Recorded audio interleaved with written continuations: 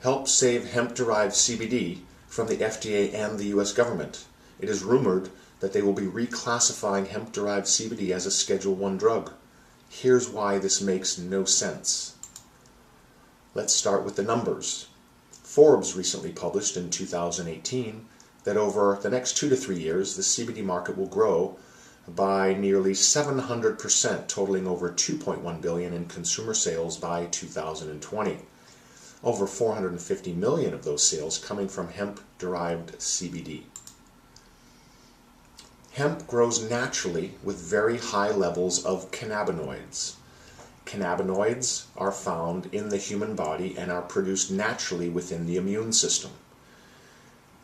Cannabinoids can also be found in breast milk, which is part of the nutritional factor that is developed through the human body when a woman becomes pregnant, so that when the child consumes the breast milk, the child's immune system will be fortified.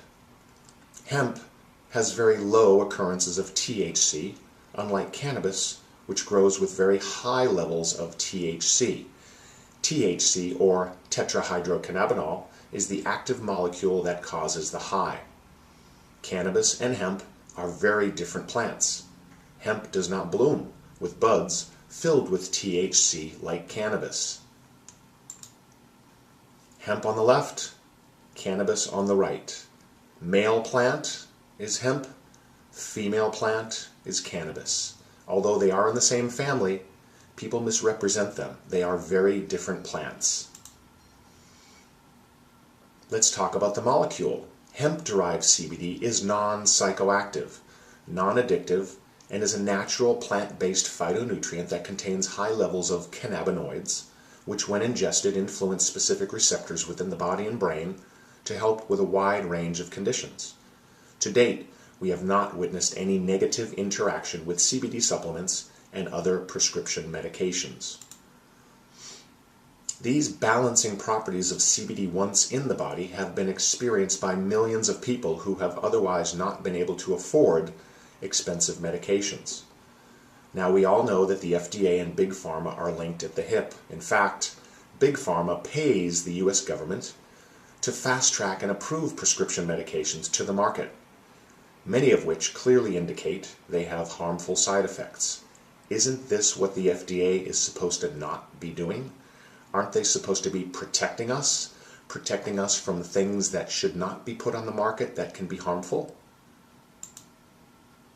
Let's look at a brief video connecting the dots between Big Pharma and the FDA. Think about it. You know, you've got thousands of doctors in oncology and an oncology residency program. You've got the pharmaceutical industry pumping out chemotherapeutic agents every month. There are all kinds of machines that deliver radiation. You got all this stuff in the war on cancer, and it's trillions of dollars. I find it very interesting that we have all these walks for the cure of cancer. You got all the risk factors. You got all the donations. We're going to find a cure this decade. All this money keeps pouring in, and it all goes to the same guys.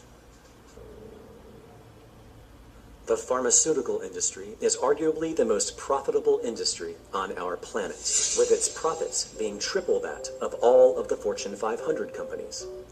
Rising profits result in rising stock prices. The only way this industry can sustain this profitable momentum is by continuing to introduce new patented drugs.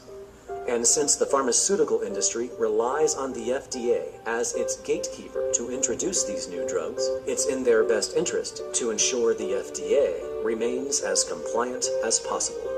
And since the FDA is also an office of the United States government, it's in the government's best interest to preserve one of its most powerful industries.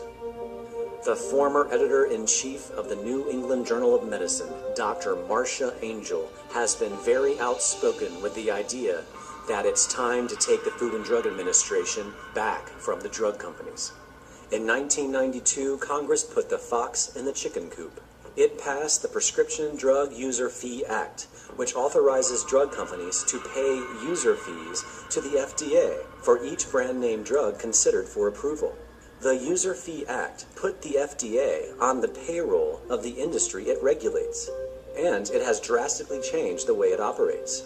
The part of the agency that reviews new drugs now gets more than half of its money from the pharmaceutical industry. The FDA's coziness with industry is underscored by the composition of its 18 advisory committees, outside experts who help evaluate drugs. Incredibly, many of these advisors work as consultants for drug companies. The FDA behaves as though the pharmaceutical industry is its user, not the public. In 2010, the fee revenue paid by the pharmaceutical industry to the FDA has risen to over $500 million annually.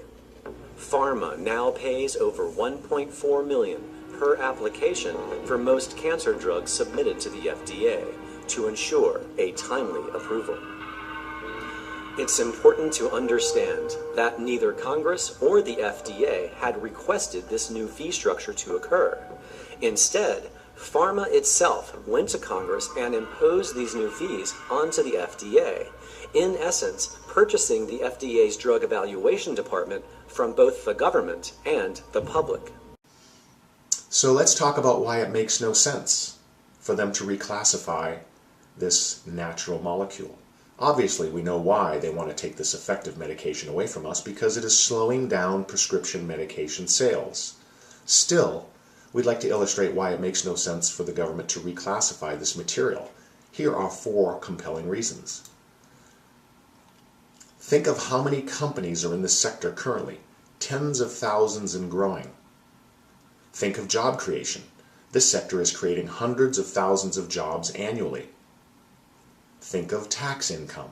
This sector is generating hundreds of millions of dollars in taxable revenue for the government and the states. Think of personal savings from not needing to spend more money on prescription medications. This number is very difficult to calculate, but the numbers must be quite large, and it does benefit the consumer, the people who are paying into the tax system. The economic benefits are also important. Think of the fact that healthier people, the healthier they are, the more they spend, increasing personal spending and keeping the economy moving forward. Most of the people needing CBD supplements are elderly, many of which are on fixed incomes and have already suffered from being overly prescribed pain medications, which have all now been cut back due to the opiate crisis in America. And there's the cannabis factor. With the dramatic increase in recreational cannabis dispensaries, it only seems prudent to focus attention on cannabis regulation. This is far more worthy endeavor to pursue for the FDA and the US government, as the standards for cannabis use, sales, and the delivery of these substances are not consistent state to state. And the other cannabis factor. Cannabis does have medicinal benefits. This is well known, because it contains cannabinoids within its properties. But it is making people high, and when abused, can be far more dangerous to the user and to the people around them. Just look at the abuse of alcohol in this country and ask yourself if you think people can be cautious with cannabis use. Some yes, others not so much. In summary, I sincerely hope the FDA can make rational decisions with both THC and CBD consumption. Yes, we do need to regulate, as there are far too many people making low-grade CBD products in their garage and selling them on the internet and charging exorbitant fees and ripping people off. These products should only be made in laboratories with standards in place, with the ingredients that should be clearly labeled and accurate for the consumer to know what they're purchasing.